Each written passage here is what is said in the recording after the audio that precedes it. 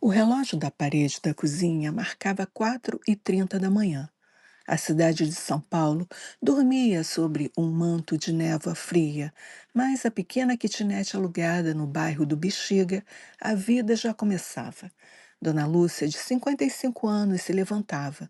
Suas mãos calejadas e marcadas pelo tempo eram a biografia de uma vida. Ásperas nas palmas pelas lixívias e cloro das faxinas diárias. Lúcia era uma mulher pequena, mas com uma fibra de um carvalho. Ela era a definição de sacrifício. Mãe solo, viúva precoce, que recusou a ajuda de todos para criar o seu único filho, Marcelo, com dignidade e, acima de tudo, com oportunidades. Enquanto preparava seu café forte no coador de pano, ela olhava para a única foto emoldurada na sala. Marcelo radiante com a beca de formatura da engenharia na mão. Aquele diploma não era apenas um papel, era o peso de 30 anos de faxina em mansões e escritórios frios. Marcelo, 30 anos, era a antítese. Marcelo, 30 anos, era a antítese da mãe. Alto, elegante, com uma carreira promissora e, acima de tudo, livre das marcas do trabalho braçal. Ele namorava a Patrícia, de 28 anos, uma arquiteta de sucesso, herdeira de uma construtora e dona de uma beleza fria e impecável, que parecia ter saído de uma revista de luxo. O contraste entre os dois mundos de Lúcia, o brilho da vida do filho e a simplicidade da sua própria rotina, era gritante. E Lúcia, com o peito cheio de orgulho, achava que era assim que deveria ser. O problema era que o sucesso de Marcelo veio acompanhado de uma vergonha sutil de suas origens. Quando Patrícia vinha visitá-los, a atmosfera da kitnet mudava. Mãe, Patrícia está vindo. Por favor, guarde aquela sua imagem de santos de gesso e o coador de pano. Ela só toma café em cápsulas, Marcelo pedia, dissimulando a humilhação com preocupação pela impressão. Em uma visita recente, Patrícia se recusou a se sentar no sofá, alegando, com um sorriso meio amarelo: Ah, Marcelo, que máximo! O apartamento é tão pitoresco, mas me pergunto como a senhora Lúcia consegue viver sem uma lavadora e secadora de alta performance. Isso tudo é muito desgastante para as mãos, não é? Marcelo riu, forçando Lúcia, que estava na cozinha preparando o famoso bolinho de chuva que o filho adorava, ouviu tudo. Ela sentiu a dor da indiferença dele mais do que a arrogância da nora. A mãe era o peso morto do passado que Marcelo queria desesperadamente enterrar. Naquele mês, Marcelo e Patrícia encontraram o apartamento perfeito num condomínio de alto padrão. O valor da entrada era exorbitante. Marcelo então ligou para a mãe com a voz carregada de ansiedade controlada. Mãe, esse é o apartamento dos nossos sonhos e eu preciso de um empréstimo. É o último empurrão para a nossa ascensão. Lúcia não tinha dinheiro em espécie, mas ela tinha uma única coisa de valor considerável: um terreno herdado do pai, em uma cidade do interior que ela guardava para sua aposentadoria tranquila. Era o seu único alicerce. Em uma atitude de amor desesperado, Lúcia vendeu o terreno. O dinheiro foi transferido diretamente para a conta de Marcelo para a entrada. Ela estava sem nada, mas com o coração leve por ter garantido a felicidade do filho. No entanto, Lúcia não era burra. No cartório, o corretor de imóveis do antigo conhecido seu a aconselhou a incluir o seu nome como coproprietária no contrato, por cautela, já que a maior parte da entrada vinha dela. Apenas por segurança, dona Lúcia, o imóvel fica no nome do Marcelo, mas a senhora está no registro como coproprietária por ter quitado a entrada. Ninguém vai saber, mas é só uma garantia legal, explicou o corretor. Lúcia concordou, assinando o documento. Ela escondeu a cópia no seu caderno de receitas de capa azul, o único lugar que ela sabia que ninguém, nem mesmo Patrícia, ousaria vasculhar. Algumas semanas depois, veio o convite para morar junto. Mãe, nós vamos precisar de alguém de confiança para supervisionar a mudança e organizar a casa nova. Queremos que a senhora venha morar conosco por um tempo.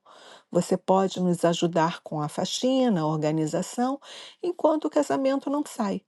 Marcelo forçou um sorriso, olhando para Patrícia em busca de aprovação. Lúcia sentiu um arrepio. Ela sabia que a confiança era apenas um eufemismo para mão de obra gratuita. Mas a ideia de estar perto do filho, de morar na casa que ela havia ajudado a pagar, era doce demais para ser ignorada.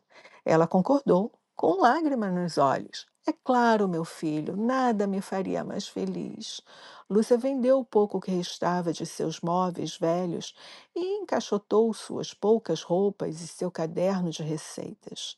Ela estava indo para o lar que comprou, mas, ironicamente, ela estava indo como a nova faxineira do condomínio de luxo. A perda de sua dignidade, no entanto, ainda estava por vir. A primeira semana no luxuoso apartamento do condomínio fechado, que Lúcia havia ajudado a comprar, foi uma descida lenta e dolorosa à realidade. Ela não estava ali como mãe, mas como uma sombra silenciosa da faxineira. Seu quarto não era de hóspedes, mas um minúsculo cômodo nos fundos, apertado e com cheiro de mofo, justificado por Patrícia como o único lugar onde o seu armário velho de solteira caberia. A rotina de Dona Lúcia era impecável. Ela acordava antes do sol, preparava o café da manhã, digno de hotel, para Marcelo e Patrícia, limpava os banheiros de mármore e, ao invés de descansar, era incumbida de organizar as coisas, eufemismo, para limpar a bagunça do casal. Ela tinha uma regra: usar a escada de serviço para entrar e sair, mesmo carregando sacolas pesadas de mercado. Patrícia impôs: não queremos misturar os fluxos, dona Lúcia. O porteiro pode se confundir e os vizinhos são muito reservados. A humilhação era diária e calculada. O ápice da indiferença veio em um sábado. Lúcia limpando o hall da entrada inadvertidamente esbarrou em um vaso de porcelana antigo, herança da família de Patrícia. O vaso balançou perigosamente, mas Lúcia, com reflexo rápido, segurou. Patrícia, que assistia a cena na sala, correu e pegou o vaso da mão de Lúcia com uma rapidez assustadora, inspecionando a peça com um olhar de nojo.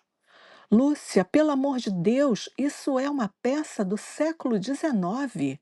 Eu já te pedi para ter cuidado com as nossas coisas. Você não pode tocar nisso. Você está acostumada a limpar as casas dos outros, mas aqui é diferente. Lúcia tentou se desculpar, o rosto vermelho de vergonha. Me perdoe, Patrícia, eu quase nada. Patrícia interrompeu, a voz cortante. A senhora só precisa ser mais atenta. Por favor, vá para a cozinha e comece a preparar o almoço. E use luvas. Marcelo estava sentado no sofá olhando para o celular e não disse uma palavra. Ele testemunhou a humilhação de sua mãe, a mulher que o criou, sendo tratada como uma incompetente e preferiu a covardia do silêncio do que defender a sua dignidade. Lúcia sentiu naquele momento que havia perdido o filho para sempre. Em meio ao caos da arrumação para o casamento, Dona Lúcia procurou um refúgio. O caderno de capa azul. Ela queria escrever suas anotações e secretamente chorar suas mágoas na página. O caderno havia desaparecido do seu pequeno quarto de serviço.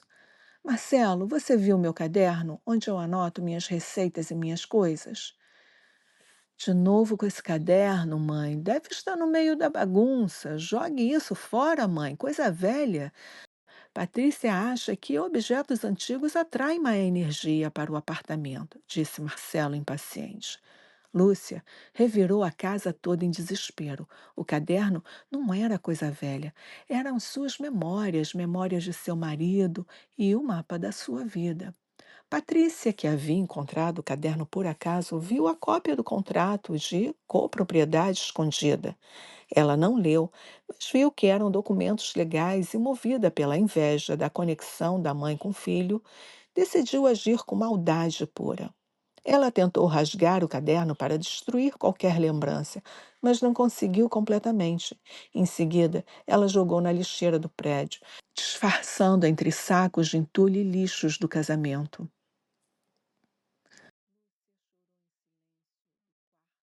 Lúcia chorou em silêncio no quarto escuro.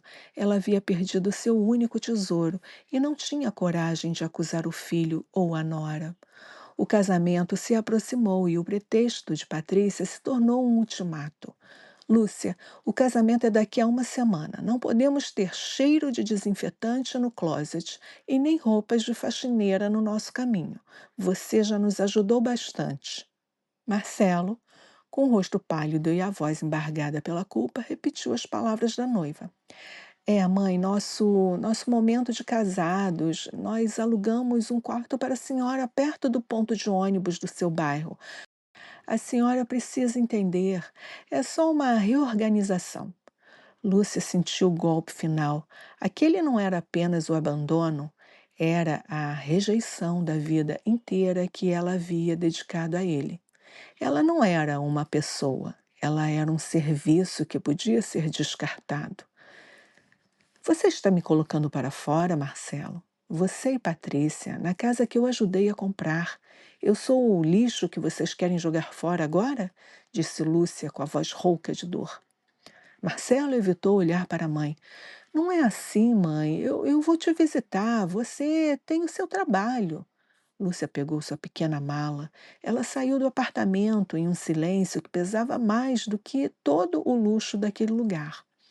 Ela saiu pela porta de serviço, carregando o peso da ingratidão e uma promessa silenciosa de que a vida lhe daria a dignidade que o filho havia roubado. Dona Lúcia estava de volta ao seu minúsculo quarto alugado no Bexiga, um espaço apertado, mas agora livre do olhar opressor de Patrícia. A dor da rejeição ainda era uma ferida aberta, mas a faxina diária, agora paga e valorizada por seus clientes antigos, era o seu bálsamo. Uma semana após a expulsão, ela recebeu a visita de Vilma, a vizinha do prédio luxuoso onde Marcelo havia comprado um apartamento. Olá, dona Lúcia, quanto tempo! Olha, vim trazer notícias. Dona Lúcia, a senhora precisa ver isso. Eu vi que a Patrícia jogou um monte de coisas fora na véspera do casamento. E eu achei isso daqui jogado na lixeira do condomínio. Vilma entregou o caderno de capa azul de Lúcia. O caderno estava amassado, com manchas, algumas páginas pareciam ter sido forçadas a se rasgar. Lúcia abraçou, sentindo o cheiro de lixo misturado ao perfume antigo de baunilha. Patrícia não apenas a expulsou, ela tentou destruir a sua história. A dor se transformou em uma fúria fria. Ao folhear as páginas amassadas de suas receitas e lembranças do marido, Lúcia encontrou o envelope que procurava, a cópia autenticada do contrato de compra e venda. Ela releu a cláusula, os olhos fixos na linha que dizia coproprietária, Lúcia da Silva, correspondente ao valor integral da entrada do imóvel. O apartamento não era só de Marcela e Patrícia. A dignidade de Lúcia estava cimentada nos alicerces daquela cobertura. Lúcia jogou o contrato na mesa. O que Patrícia e Marcelo haviam tentado anular, a sua identidade, se transformaria na maior arma. Ela não precisava rastejar, ela precisava apenas brilhar.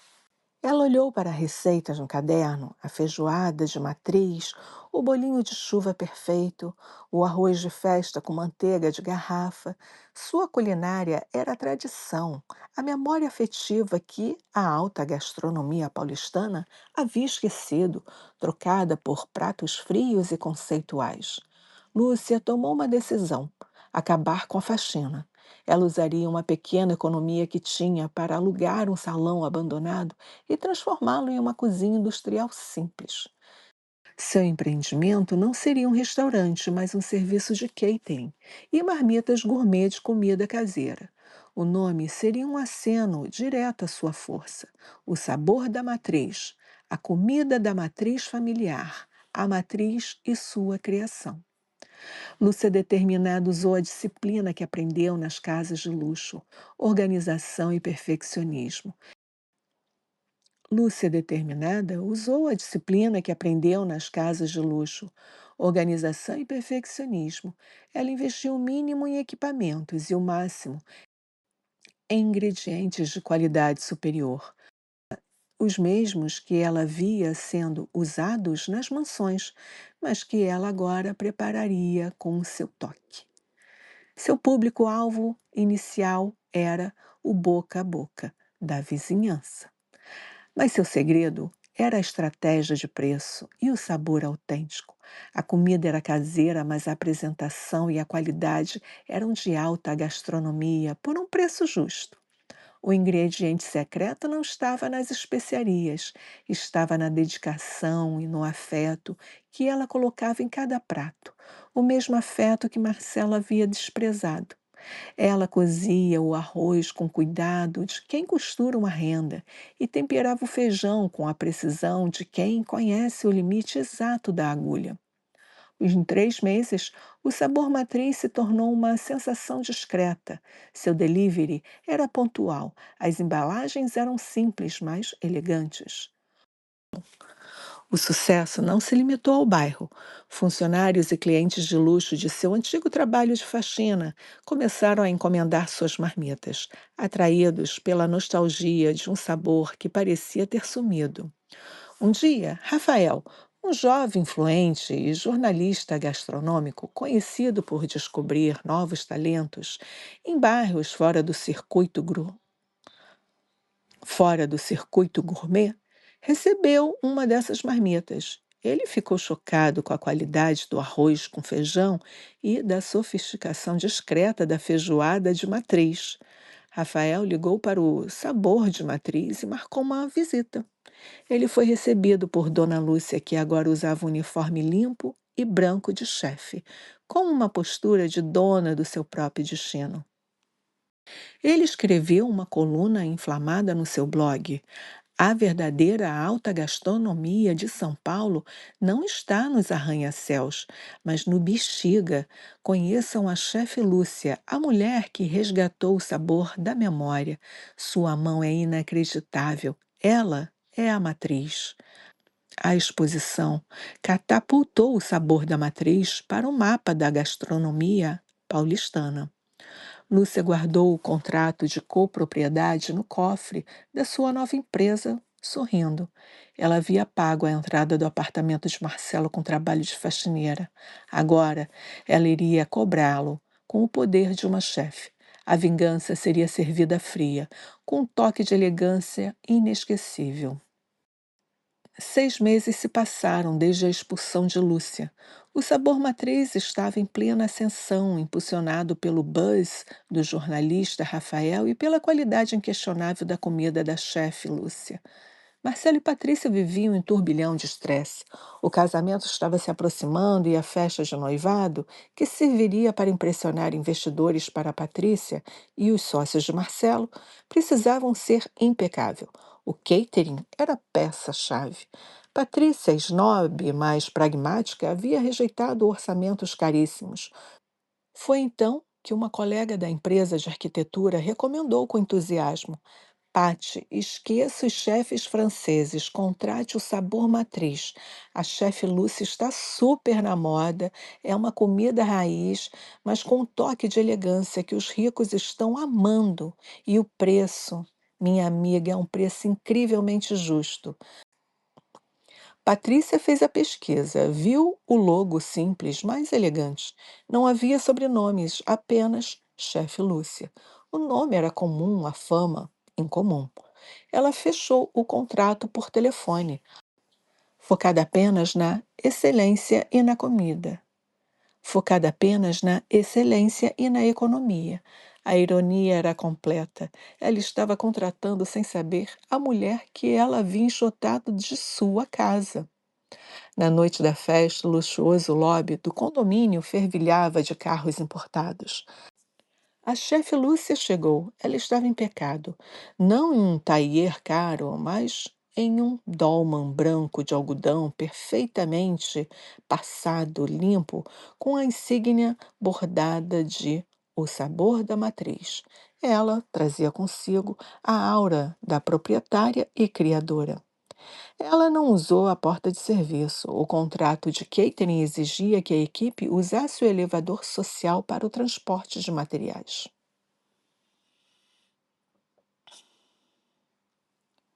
Ao chegar na porta da penthouse, onde o som da música lounge ecoava, Lúcia respirou fundo. Aquele era o apartamento que ela havia ajudado a comprar e ele estava de volta. Patrícia, linda em um vestido de seda, com um sorriso de anfitriã perfeito, veio recebê-la. Chefe Lúcia, é um prazer, estamos muito honrados. Patrícia estendeu a mão, mas congelou no ar. O sorriso se desfez, substituído por um pânico gélido. Ela não havia notado o rosto da faxineira nas fotos do perfil no site do catering. Lúcia, o que você. O que está acontecendo? Lúcia encarou, um olhar firme. Eu estou fazendo o meu trabalho, Patrícia. Eu fui contratada para servir o buffet. O Sabor Matriz agradece a preferência e o pagamento antecipado. Marcelo, com um terno sob medida, chegou à porta atraído pela tensão no hall. Ele viu a mãe, não encolhida, mas imponente, com seu uniforme de chefe, cercada pela sua equipe profissional. Ele parecia pálido, de vergonha. Mãe, como você conseguiu? Com trabalho, Marcelo. Com o mesmo trabalho que eu fazia para você, mas agora valorizado. Respondeu Lúcia com voz baixa, profissional e letal. Patrícia, recuperando a postura e arrogância, tentou desesperadamente minimizar. É ótimo, que bom que você está aqui, Lúcia, mas, por favor, vá para a cozinha rápido. Os convidados estão chegando e tente não fazer bagunça nas áreas sociais. Lúcia fez uma reverência sutil, carregada de ironia. Meu trabalho não faz bagunça, Patrícia. A bagunça é sempre de quem come.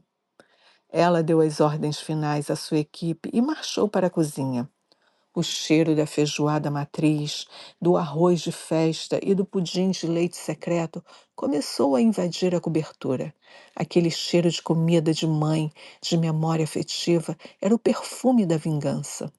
A festa foi um sucesso gastronômico estrondoso. Os convidados elogiavam a comida, aclamando a chefe Lúcia como uma revelação da temporada.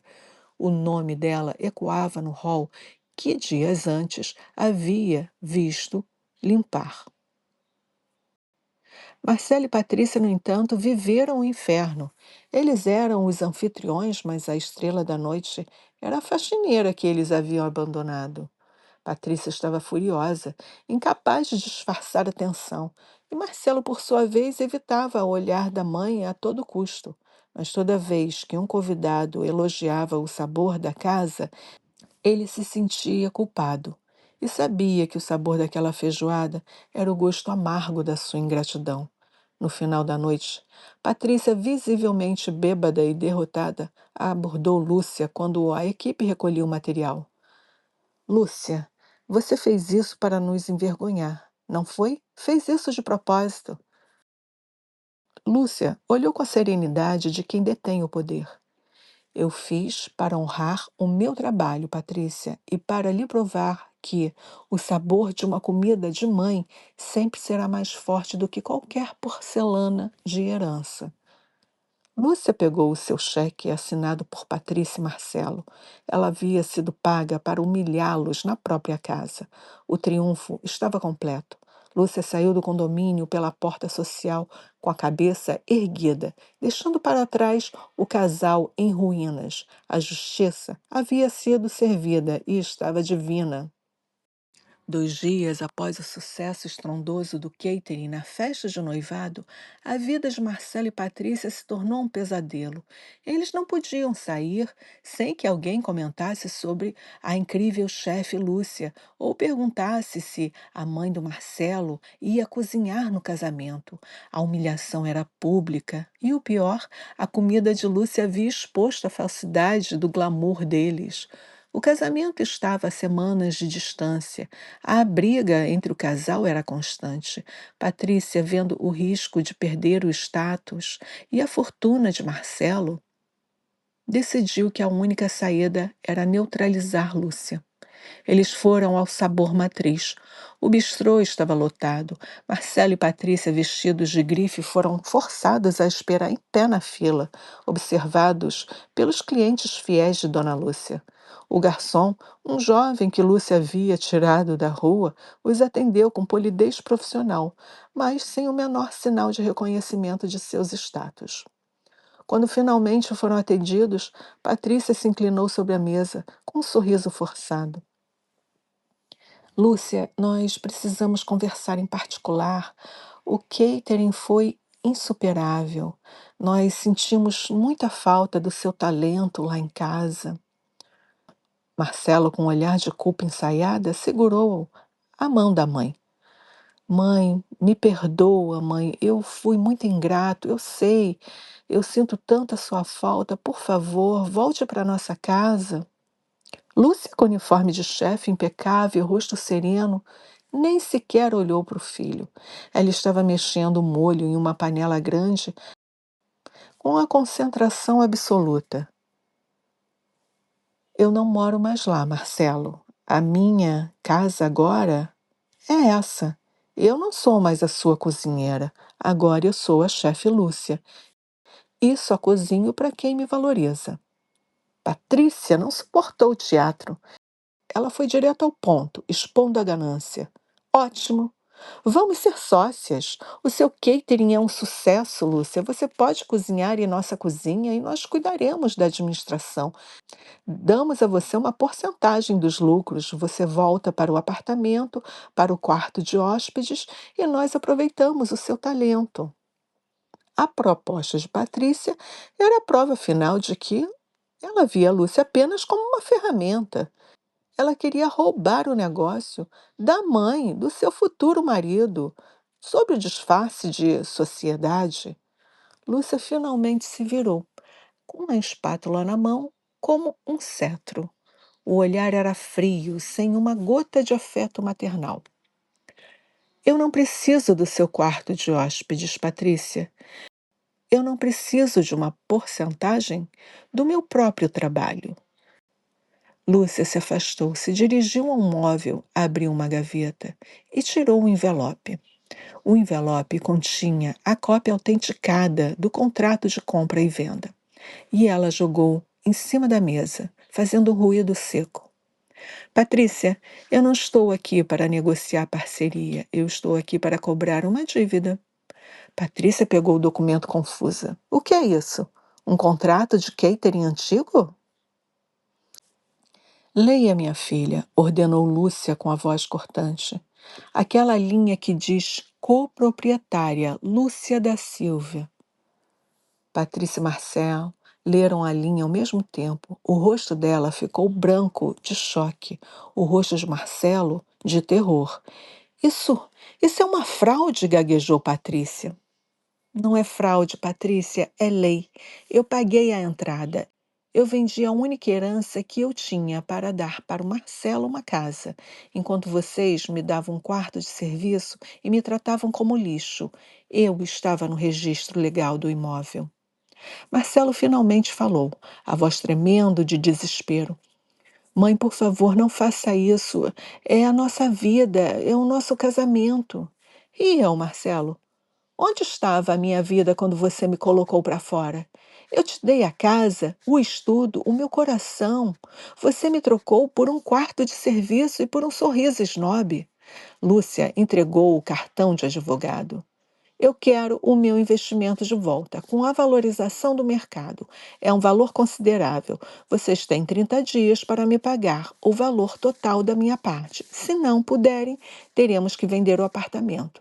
Patrícia gritou, se levantando da cadeira com histeria. Você não pode fazer isso. Isso vai nos arruinar. Lúcia olhou e disse: Eu posso e eu vou.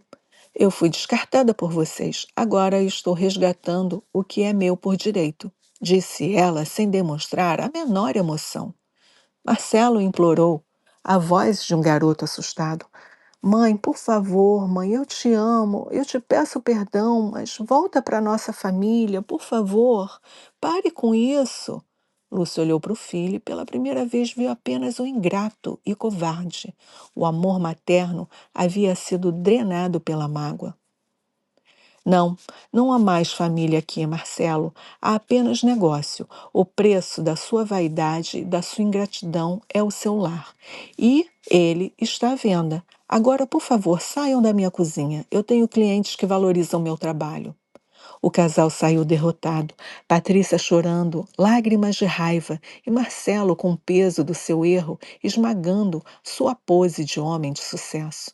Lúcia voltou para o fogão, com a certeza que a justiça havia sido servida e era um prato que ela mesma havia cozinhado. O ultimato de Dona Lúcia foi implacável. Sem o dinheiro para pagar a parte da mãe, Marcelo e Patrícia foram obrigados a colocar o luxuoso apartamento à venda. O casamento foi cancelado. A humilhação social foi ainda mais devastadora do que a financeira. O mercado de network voltou-se contra eles. A história da chefe famosa que foi tratada como uma faxineira pelo próprio filho ingrato se espalhou como um incêndio. O status de Marcelo se desmantelou. A imagem de Patrícia como arquiteta de sucesso que mal conseguia gerir um lar foi destruída. O casal se separou. Patrícia sem o glamour do casamento de fachada e Marcelo sem a mãe para sustentá-lo emocionalmente e financeiramente, retornou a um apartamento alugado.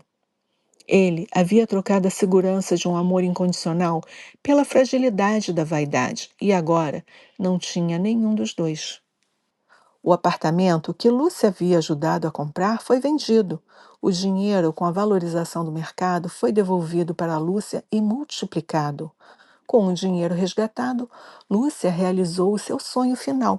Ela comprou uma casa própria no bairro do Bexiga, um sobrado charmoso, com um quintal ensolarado e uma cozinha ampla, perfeitamente equipada. O sabor da matriz se expandiu. O pequeno salão foi transformado em um bistrô acolhedor, onde a comida da Dona Lúcia era aclamada por sua autenticidade. Ela havia conquistado o título de chefe Lúcia com seu próprio esforço, sem dever nada a ninguém. Seu trabalho não era mais de faxina, mas de criação e liderança. Ela dava empregos a jovens da comunidade e era uma mentora. A ex-faxineira havia se tornado um símbolo de sucesso e uma matriarca de força em seu bairro. Lúcia havia aprendido que o maior luxo não era o mármore, mas a liberdade de ser dona do seu próprio destino. Um dia, meses após a separação, Marcelo apareceu no bistrô. Ele estava mais magro, com um terno amassado e o olhar vazio. Ele esperou pacientemente na fila e foi direcionado para uma mesa. Lúcia, com o coração apertado, mas firme, foi atendê-lo. O que você vai querer, Marcelo? Eu sugiro a feijoada, ela está muito boa, fresquinha. Marcelo mal conseguia falar. Mãe, eu. Eu vim pedir perdão, mãe. Eu sei que eu fui um monstro. Eu me envergonhei de você e perdi tudo. Mas, mãe, acredite, mãe, eu te amo. Lúcia se sentou na cadeira à frente, olhando ele nos olhos. Eu sei que você me ama, Marcelo, mas você ama mais a imagem que você construiu. E você me trocou pela vaidade. Só que a vaidade te abandonou. Mãe, eu sinto falta da casa, eu sinto falta de você, mãe. Essa não é a sua casa, Marcelo. Esta é a minha casa e a porta está sempre aberta para você. Mas você não pode mais morar aqui. Você precisa construir o seu próprio valor, sem depender do meu sacrifício. Eu fiz o meu trabalho, te criei, agora faça o seu. Seja um homem de caráter. Marcelo chorou de cabeça baixa. Ele comeu a feijoada da mãe, sentindo o sabor da memória perdida e da oportunidade desperdiçada. Lúcia perdoou no coração, mas a lição precisava ser mantida. Lúcia estava em sua nova casa, na sua cozinha ampla. Ela abriu o caderno de capa azul, agora restaurado, com as manchas da lixeira como cicatrizes de guerra. E ela escreveu na última página de sua história, não uma receita de comida, mas uma receita de vida. Eu estava disposta a vender a minha vida para dar a ele uma casa. E ele me deu a chance de comprar a minha. O preço da minha liberdade foi a dor da ingratidão, mas o tempero da minha nova vida é a dignidade. O amor de mãe não é medido pela submissão, mas pela força de se reerguer. O bistrô já estava fechado quando a campainha tocou. Para surpresa de Lúcia, ela viu Rafael, o jornalista. Ele não estava ali para uma entrevista, mas para uma xícara de café. Ele vinha diariamente e os dois compartilhavam segredos e risadas.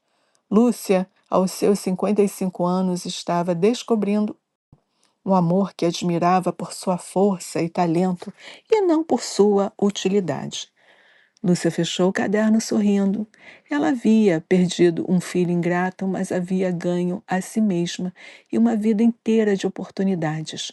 A ex-faxineira havia se tornado a chefe Lúcia, e seu legado seria o sabor matriz, o sabor da verdade e do trabalho duro. Enfim, chegamos ao final de mais uma história. Se vocês gostaram desse vídeo, deixem um like. E se você chegou agora no canal, aproveite para passar a me seguir. Toque no sininho para ser avisado de todos os vídeos que eu for lançar. Obrigada por chegar até aqui comigo. Espero te encontrar no próximo vídeo e até a próxima.